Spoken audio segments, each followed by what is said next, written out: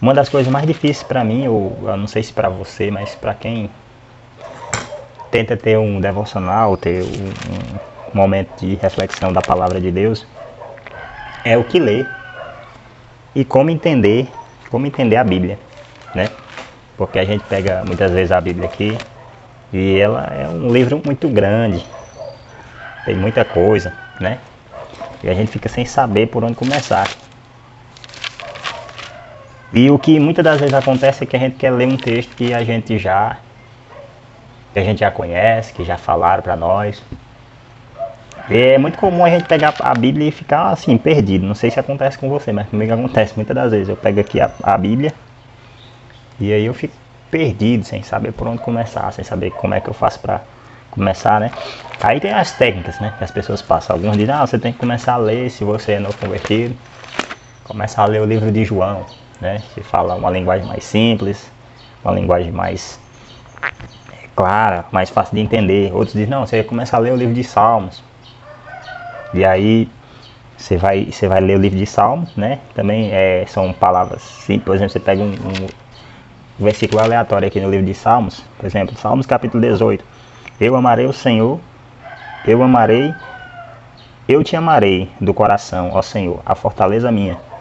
O Senhor é meu rochedo, meu lugar forte, o meu libertador, o meu Deus, minha fortaleza, a quem eu confio, o meu escudo, a minha força, a minha salvação, o meu refúgio. Ou seja, você pega esses textos, geralmente é um texto fácil de entender, né? Porque está falando aqui sobre a confiança em Deus, sobre confiar em Deus, que Deus é meu refúgio, é minha fortaleza, nele eu confio, né? Então você pega o livro de Salmos, geralmente são orações de gratidão a Deus, ou a maioria é oração, louvores a Deus, né? Dizendo a grandeza de Deus. Então é mais fácil de entender. E cada um tem sua forma. Agora eu costumo fazer o seguinte: abro a Bíblia em um capítulo específico e pego um versículo e fico só nesse versículo. Repito, até que eu possa entender o que está escrito naquele versículo. Porque é assim que eu creio que Deus fala comigo dia após dia. Por exemplo, eu pego a palavra aqui, encontrei um versículo no livro de Joel, capítulo 2,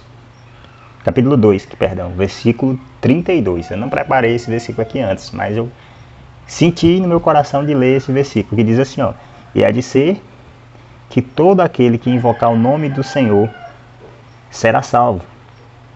Porque no monte de Sião, em Jerusalém, haverá livramento, assim como o Senhor tem dito aos restantes que o Senhor chamar. Então eu pego esse texto, eu começo a fazer perguntas para o texto, para que eu possa entender, né? Começar a perguntar para o texto, porque eu quero entender o que é que está falando aqui, e eu também quero entender qual a lição esse texto está falando para mim, no meu dia a dia, no meu dia após dia. Então o que é que o texto fala? E há de ser que todo aquele que invocar o nome do Senhor será salvo. Aí a primeira pergunta que eu faço para o texto é: salvo de quê? A que esse texto está se referindo? Todo aquele que invocar o nome do Senhor será salvo. Porque no monte do Senhor haverá livramento. Aí eu pergunto mais uma vez: mas que livramento? De que o texto está falando? Assim como o Senhor tem dito aos restantes, que ele chamou. Ou seja, me parece que o texto está falando sobre salvação de algo que o Senhor já disse, né? Que o texto fala: assim como o Senhor tem dito aos restantes, que o Senhor chamou. Então esse versículo ele já me chamou a atenção, já me gerou uma curiosidade. Eu preciso entender, eu quero entender o que é que esse texto está querendo falar para mim.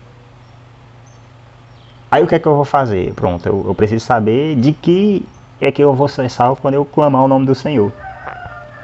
Aí o próximo passo eu vou ler os próximos versículos ou ler o capítulo por completo para que eu possa entender, né? Para que eu possa entender aquilo que Deus está falando através da sua palavra nesse versículo aleatório que eu achei. E assim eu vou conhecer toda a história. Né? Porque se eu pegar o capítulo 2, né? Aí eu vou voltar lá para o capítulo 2. E eu vou ler toda a história a qual esse versículo aqui está se referindo. Entendeu? Toda a história a qual ele está se referindo. E aí no capítulo 2 ele já começa aqui no tema do capítulo falando assim, um chamado de alerta. Aí ele fala assim, tocai buzina em Sião. E clamai em alta voz, no monte e da minha santidade. Perturbem-se em todos os moradores da terra, porque o dia do Senhor vem, e ele está perto. Dia de tristeza, dia de nuvens, de trevas espantosas, como espalha sobre os montes. Povos grandes e poderosos, a qual deste tempo antigo nunca houve, nem depois desse tempo haverá, de geração em geração. Ou seja, do início aqui ele já está me falando que se trata do dia terrível do Senhor. Do dia do Senhor que vem, que está perto. Mas que dia é esse? Então já ligo o capítulo 32, que fala que há de ser que todo aquele que invocar o nome do Senhor será salvo. Com o início do texto. Então já começa a fazer um pouco de sentido.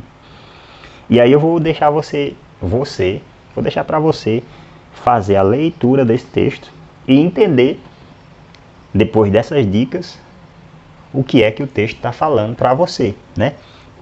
O texto vai falar sobre o dia terrível do Senhor e vai falar sobre os acontecimentos, né?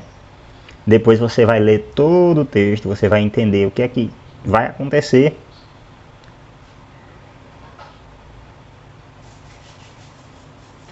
E ele vai contar uma narrativa, uma história, uma profecia. Uma profecia que está para se cumprir. E a partir do capítulo 12, o texto ele vai falar sobre um chamado. Né? Eu vou dar só uma explanação para que você, se você quiser ler o capítulo 2 do livro de Joel e entender. Mas eu estou só explicando como é que eu faço para entender aquilo que eu estou lendo, como é que eu faço para começar a ler a palavra de Deus, para começar a ler a Bíblia e começar a entender, né? Então ele vai começar a falar sobre o arrependimento, sobre um chamado, e ele vai dizer, vai dar ordens, né, ao povo de Deus, aos ministros, aos sacerdotes, para que eles venham tomar uma posição.